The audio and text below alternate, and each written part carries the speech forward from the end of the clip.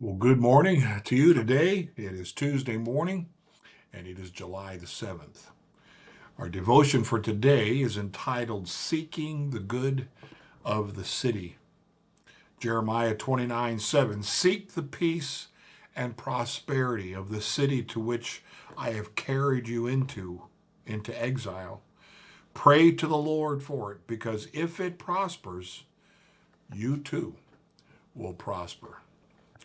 It's more than one verse in that section, but it's something that Jeremiah has written to the those who were taken off into slavery, basically in Babylon, evil place, and um, and that's the suggestion he gives: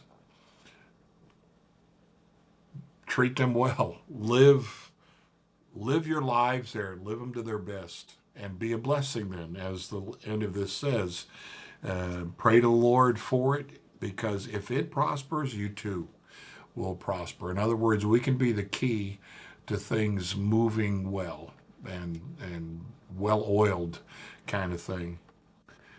Redeemer Presbyterian Church has made vocational discipleship, helping people integrate their faith and work, a major focus of its overall ministry for almost 10 years. We've sought to help our congregation live out the gospel in all spheres of culture in a way that seeks the peace and prosperity of the city in which God has placed us. The letter that Jeremiah sent from Jerusalem to the elders, priests, and people of Israel who'd been carried into exile in Babylon has been influential in establishing the purpose and tone of our ministry. First of all, the letter makes it clear that the Lord God claims responsibility for carrying his people into exile in the first place. When facing the trials of life in the big city and the demands of a high pressure career, it helps to remember God's sovereignty so that, by definition, we can be sure we are where he wants us to be. Second, he asks his people to seek the peace and prosperity of Babylon, because if it prospers, you too will prosper. As a congregation, we understand ourselves to be a small minority whom God has called to love and serve the city, our professions, our workplaces, and our neighborhoods. Redeemer has also been shaped by a deep commitment to the promise that the gospel changes everything in our hearts, our community, and our world. In the words of Abraham Kuyper, there is not a square inch in the whole domain of our human existence over which Christ, who is sovereign over all, does not cry, mine. He puts that in quotes, just the word mine with an exclamation point. He claims us. We're his. We've been bought. We're no longer our own. We've been bought with a price.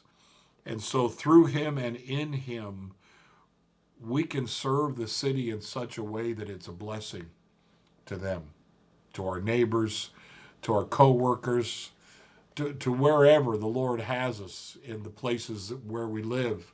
If we can do our best to be a blessing, that is seeking the good of the city. Help help the people in your city to work together, to go to meetings, board meetings in the mayor's office. Always, every city has as a group that are charged with or have won an election for governing the city and making, and they make all kinds of promises about how they'll make this work right and help that, they'll improve that, they'll cut back on that, all those different things. But we can be a part of that and seek the peace and prosperity of the city, because let's face it, prosperity is one of the things, if we share it, that solves problems: poverty, people having to sleep on streets, people not able to get a place to live.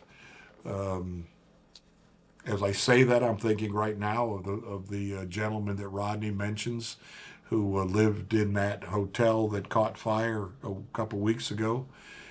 He has no place to live except in his car. And so if the city can do better, and that's actually the cry from a lot of cities and towns around our country. There's not enough housing. There's not enough housing. So what are we supposed to do about that? Well, supporting Habitat for Humanity is not a bad idea. Volunteering to work with Habitat for Humanity, also a good thing. Supporting groups like In My Father's Kitchen, good thing. See, we can be involved there. We don't have to know how to do it all, but we can work alongside people like that who are trying to do that, who in their work, they're specifically aiming at helping others. And those are the kinds of groups I like to support and that I like to give to because that's what Jesus would do. It's what he did um, in his ministry, in his life here on earth. He sought the good, not just as a city as a whole, although he did weep over Jerusalem and he wished he could have stuck around a little longer, maybe to help them get straightened out. Um, but when you think about helping the city, the good of the city, just like the church, is made up of individuals. People in need often appear in those places, um, and in blessing them, in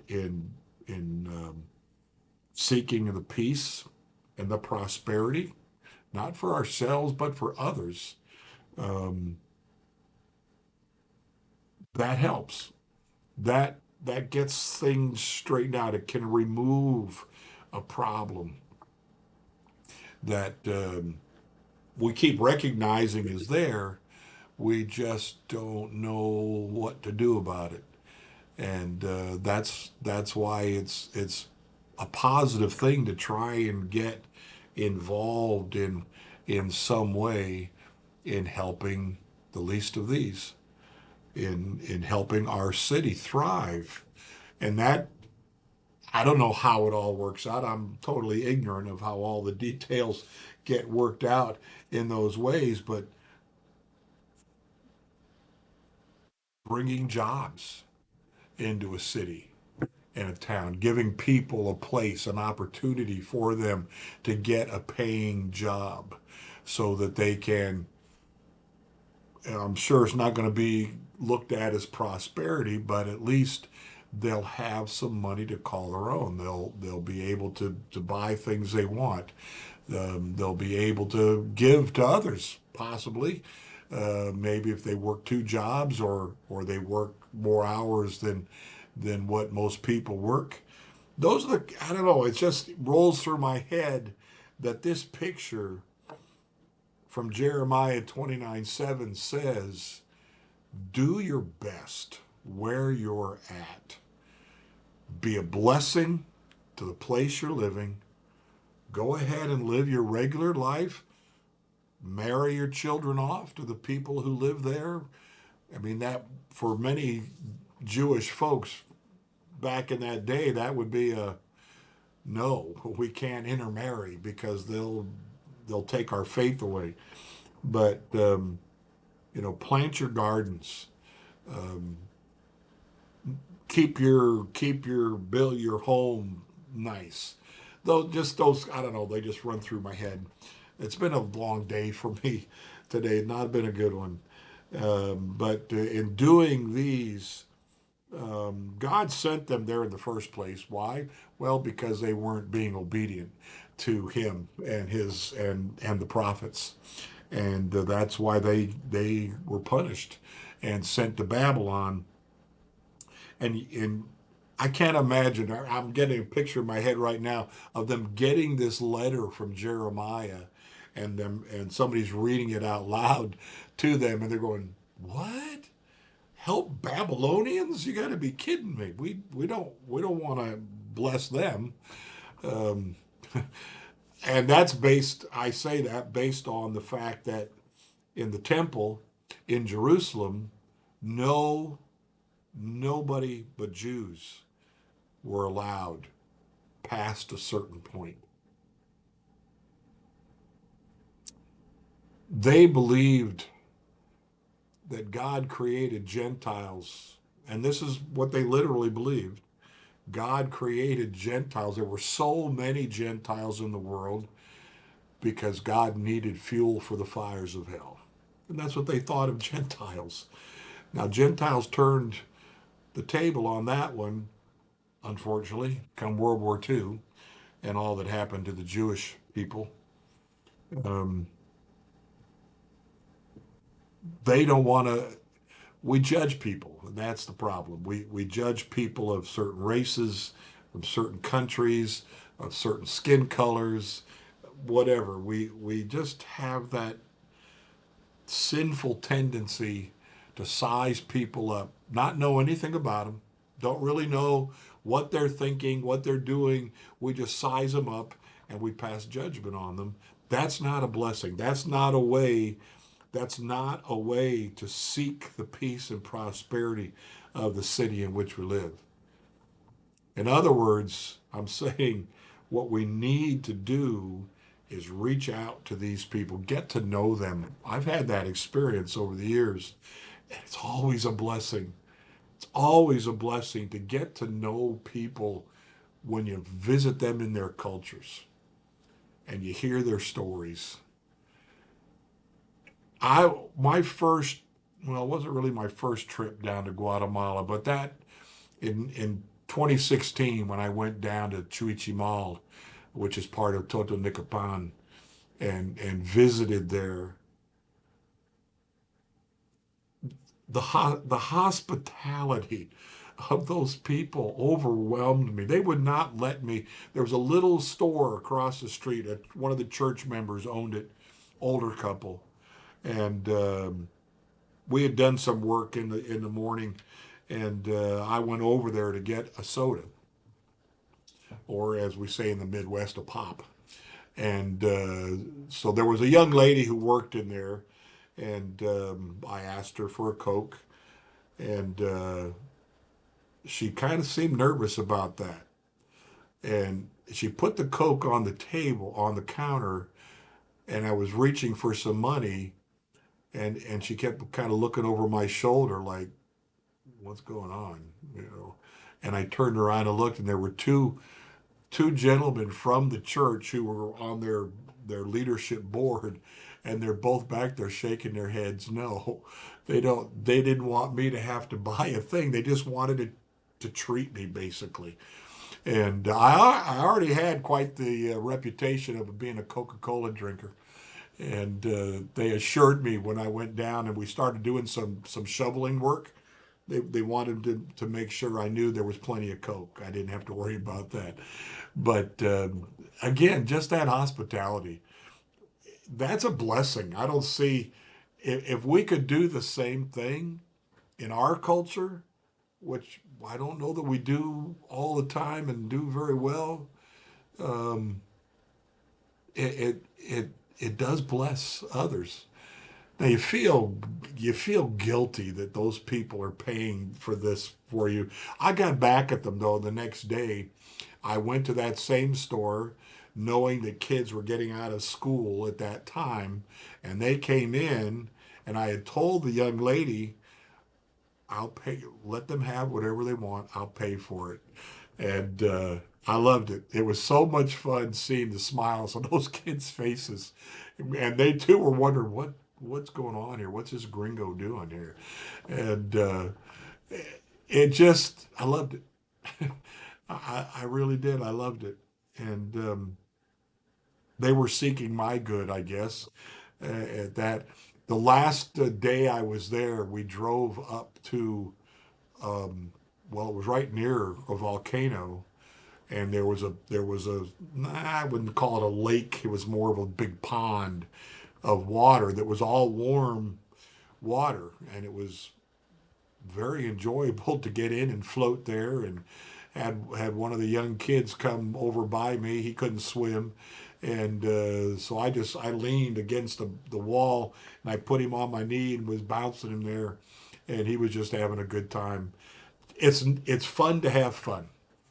And anyway, there was quite a large group of us that went up to that, and on our way back down from there, we went to the chicken place, my favorite chicken place, and there must have been 15 of us at least sitting around a set of tables, and waitress took all of our orders and all of that, and I in my head I want to bless them. I want to do something for them. They've done so much for me, and so I kind of leaned back over, and I'm trying to tell her to give me the check.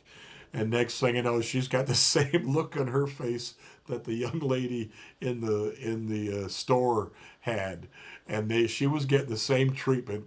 A couple of guys at the other end of the table going.